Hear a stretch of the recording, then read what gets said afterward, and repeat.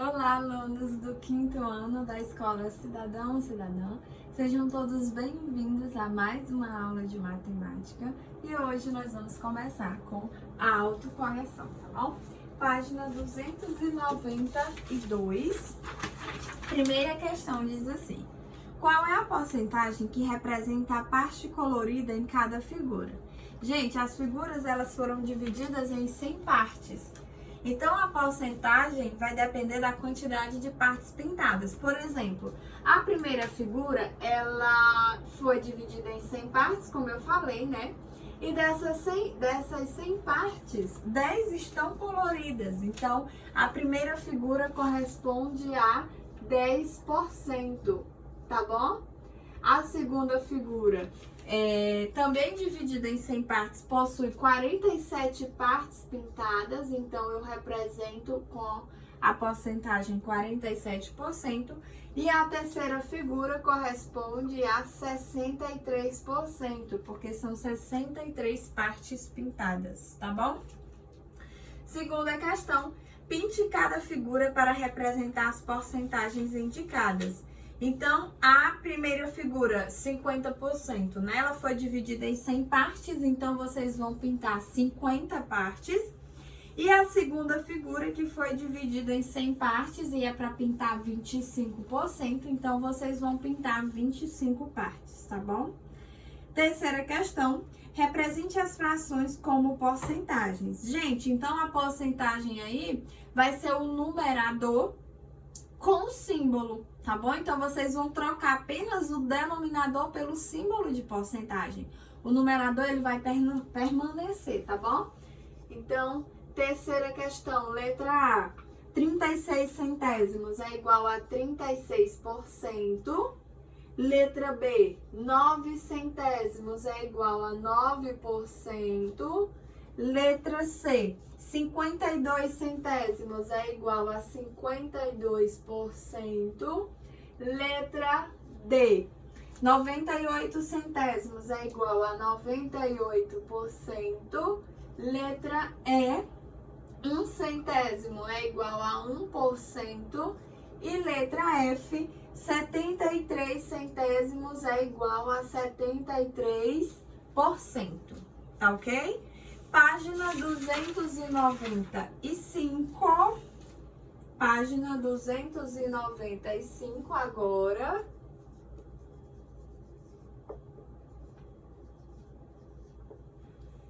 Primeira questão, calcule 20% de 500 figurinhas. Gente, aí aqui vocês já sabem, né? 20% de 500, vocês podem fazer utilizando fração, né? 20 centésimos vezes 500, que é igual a 20 vezes 500, né? 2 vezes 5 é 10 e acrescenta os 3 zeros, 10.000 dividido por 100. Podemos dividir esses zeros, resulta em 100. Então, 20% de 500 é igual a 100. Ou nós podemos fazer utilizando o número decimal, que fica 20% vezes 500, que também é igual a 100, tá bom? 2 vezes 5 é 10, nós temos 3 zeros, então desloca a vírgula 3 casas decimais para a direita, que resulta em 100 figurinhas, tá bom? Aqui é a letra A. Letra B, 60% de 800, aí a mesma coisa, fica 60 centésimos vezes 800, tá bom? 6 vezes 8 é 48, nós temos 1, 2, 3 zeros, 48.000 dividido por 100, posso dividir esses dois zeros, resulta em 480 reais na letra B, tá bom?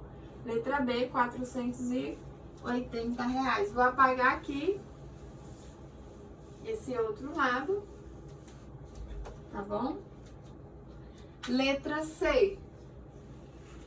Letra C. 5% de 600 reais. Então, fica 5 centésimos vezes 600, tá?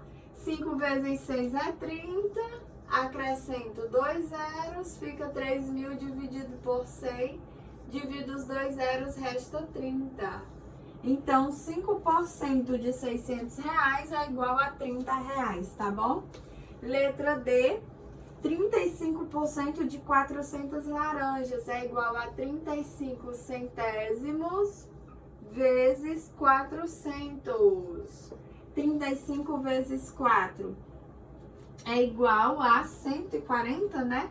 4 vezes 5 é 20, coloquei o 0, desloquei o 2. 4 vezes 3 é 12, 12 mais 2, 14. Então, 140, acrescento 2 zeros, dividido por 100. Divido os 2 zeros com esses 2 zeros, resulta em 140.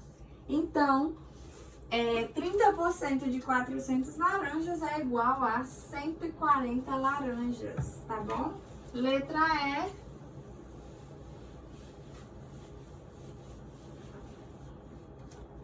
E. Letra E, 38% de R$500. Fica 38 centésimos vezes R$500. 38 vezes 5 é igual a 190, né? 5 vezes 8 é 40, 5 vezes 3, 15, mais 4, 19, 190. Então, acrescento os 2 zeros do 500, tudo isso dividido por 100. Posso dividir esses 2 zeros, resulta em 190. Então, 38% de R$500 é igual a R$190, tá bom? Letra F, 75% de 800 atletas, a mesma coisa. Gente, eu tô fazendo aqui todos utilizando divisão, mas você pode utilizar divisão ou você pode usar número decimal, tá bom? O que você preferir. 75 vezes 8 é igual a 600, não é isso? 8 vezes 5 é 40, 8 vezes 7 é 56, mais 4 é 60. Então, 60.000 dividido por 100, divido os 2 zeros, resulta em 600. Logo, 75% de 800 atletas corresponde a 600 atletas, tá ok? 600 atletas, certo? Vou apagar aqui para fazer a segunda questão.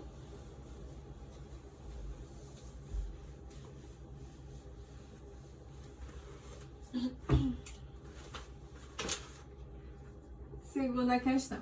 Complete os quadros com os valores das porcentagens. Quando possível, use o cálculo mental. Então, aqui, 15% de 400 é igual a 10% mais 5%.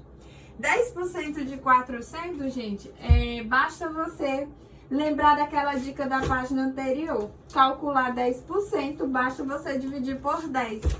Então, 400 dividido por 10 é igual a 40, tá bom?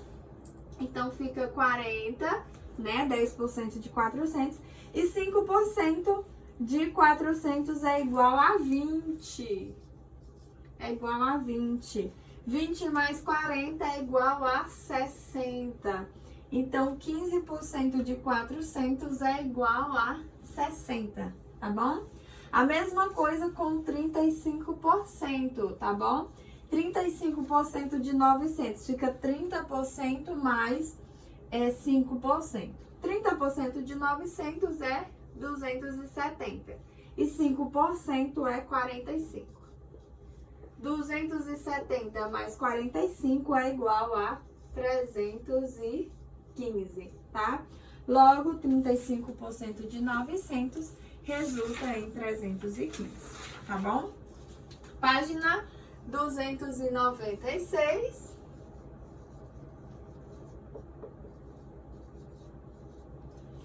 Primeira questão. Gabriela ganhou R$200 no aniversário dela. Ela quer investir 40% na poupança. Quantos reais Gabriela vai investir?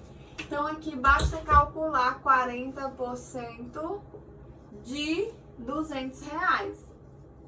40% de R$200, tá bom? que é igual a 40 centésimos vezes 200.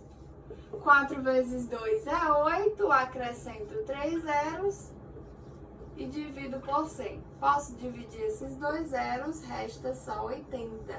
Então, Gabriela vai investir 80 reais, tá ok? Gabriela vai investir 80 reais. Segunda questão. Uma prefeitura fez uma pesquisa para saber a opinião dos habitantes sobre a administração do prefeito. Foram consultadas 3.000 pessoas. Veja no gráfico o resultado da enquete. Opinião dos habitantes da cidade sobre a administração do prefeito. Aí nós temos as porcentagens sendo representadas de acordo com a cor, né? E aí tá a legenda. Azul para ótima, verde para boa, laranja para regular, amarelo para ruim, vermelho não optado. A fonte é de uma prefeitura e os dados são fictícios, ou seja, os dados foram inventados. Letra A. Quantas pessoas acharam a administração do prefeito ótima? Gente, aí vocês têm que calcular, tá bom? Por exemplo, ótima foram 25%. Então, você vai calcular 25% de 3.000, tá bom? Você vai fazer esse cálculo. Eu vou deixar aí por conta de vocês, tá bom? Então, ótima foram 750 pessoas. Regular, 450. Boa, 1.350. E ruim foram 300, tá bom? 300 pessoas. Letra B. Quantas pessoas não opinaram? Gente, não opinaram 5%. Então, você calcula 5% de 3.000, que é igual a 150 pessoas. Também dá para fazer mentalmente. Por quê? 5% é a metade de 10. E 10% de 3.000 é igual a 300, né? Porque é 3.000 dividido por 10, que é igual a 300. 300 dividido por 2 é 150. 150 corresponde a 5%. Então, 150 pessoas não opinaram. E letra C. Pelo resultado da pesquisa, como podemos classificar a atuação desse prefeito? A atuação é boa, né? Porque 45% votou que é boa. Então, a atuação desse prefeito é boa, tá? Os habitantes que votaram em boa superam os que votaram nas outras opções que não são tão favoráveis para o prefeito, tá bom? Página 297, vou apagar aqui para fazer a página 297.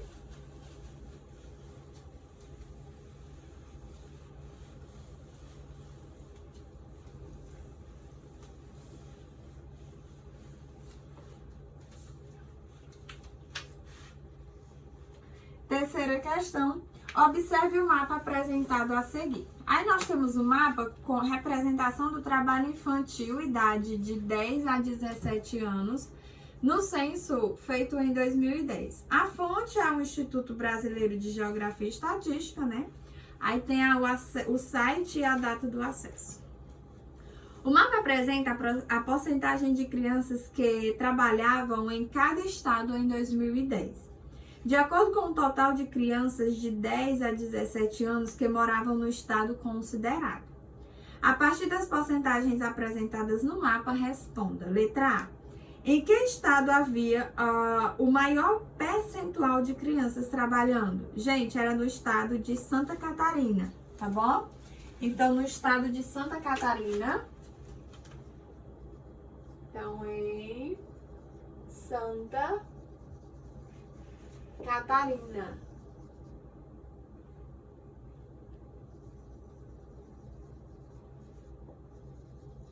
Aí vocês representam a porcentagem, tá bom?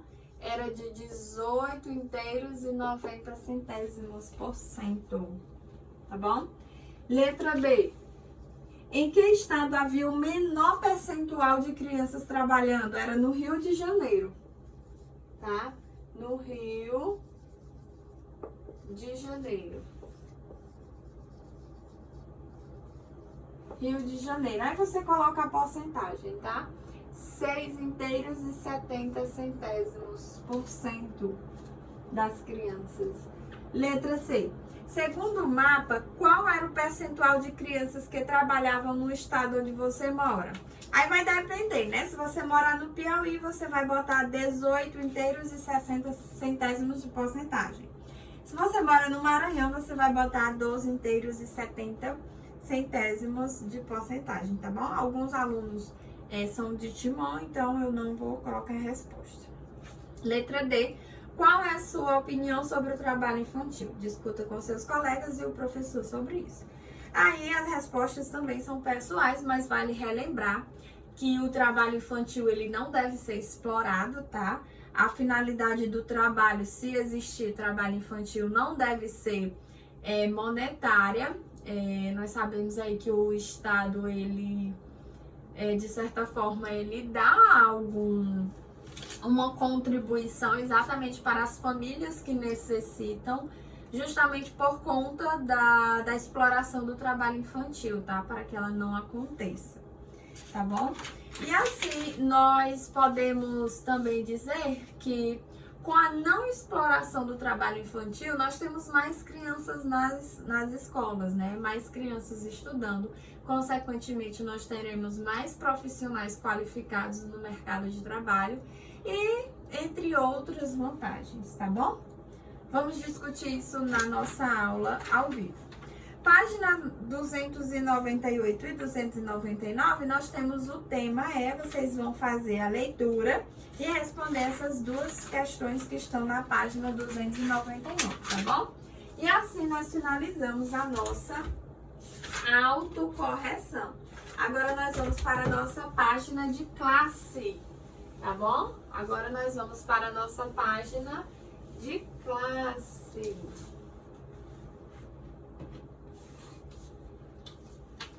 Classe, página 300 e 302, tá bom?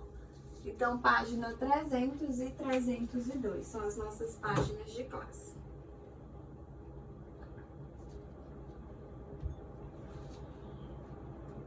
Probabilidade e estatística.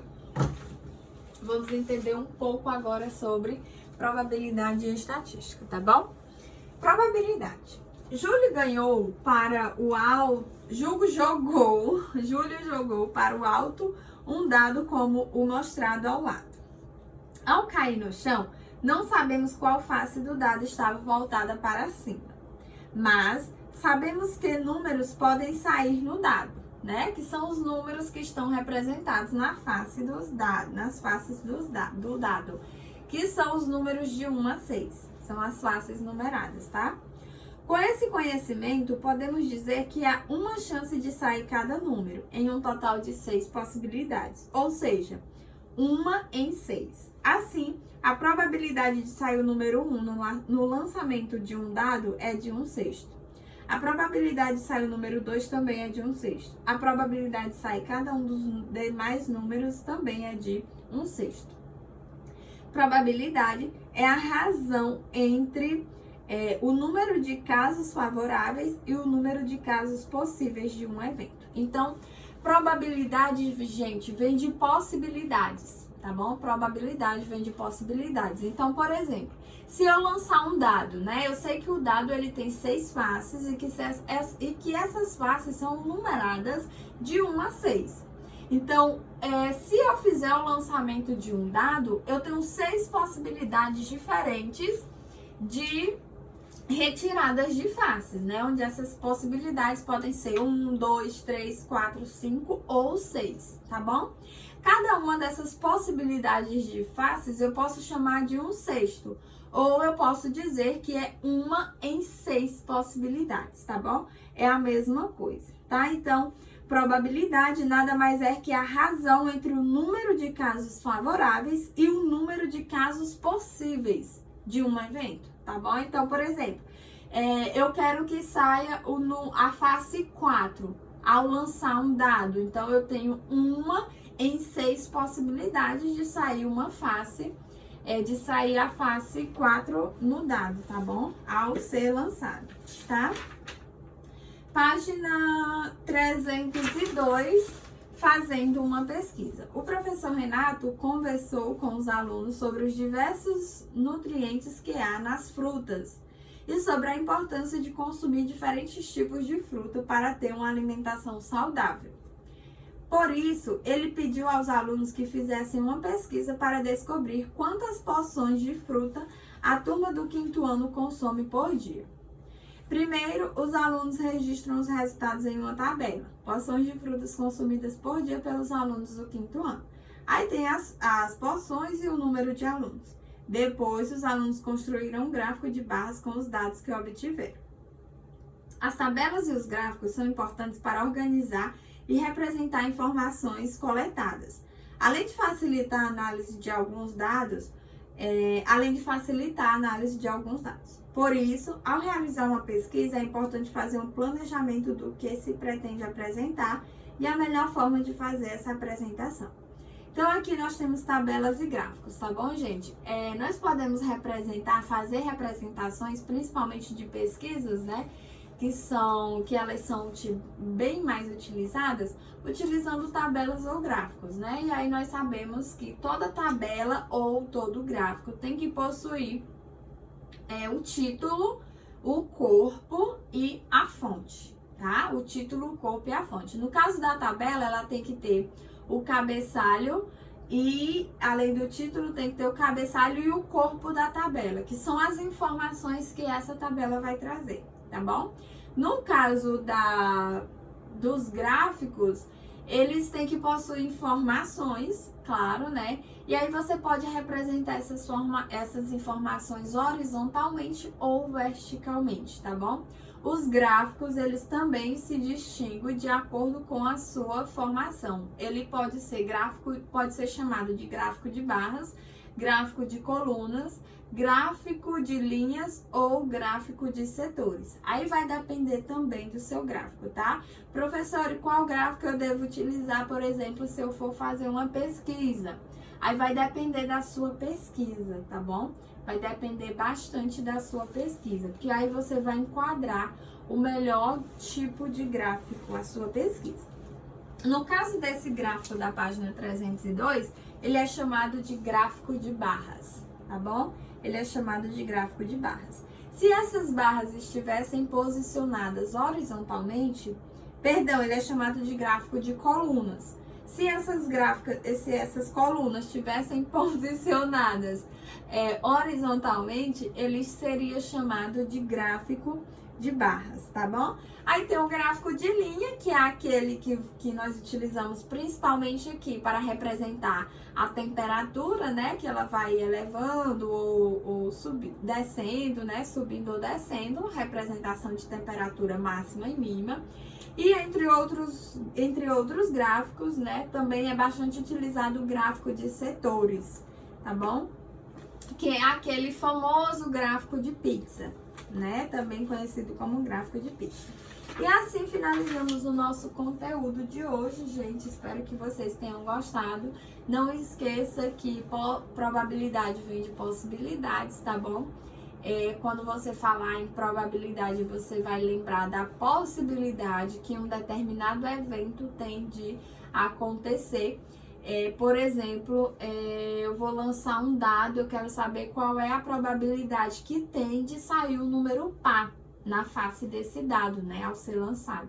Aí o que eu tenho que saber? Quantos números pares eu tenho de 1 até 6? Eu tenho 3 números pares, que é o 2, o 4 e o 6. Então, isso quer dizer que eu tenho 3 possibilidades em 6 de sair um número par ao lançar esse dado. Então, eu tenho 3 em 6, ou seja, eu tenho 3/6 de possibilidades. Também posso dizer que eu tenho metade das possibilidades, né? Metade pode ser par e metade pode ser ímpar, tá? E assim vocês vão associando ao conteúdo de probabilidade às questões, tá bom, gente? Espero que vocês tenham gostado. Beijos e até o nosso próximo encontro. Tchau, tchau!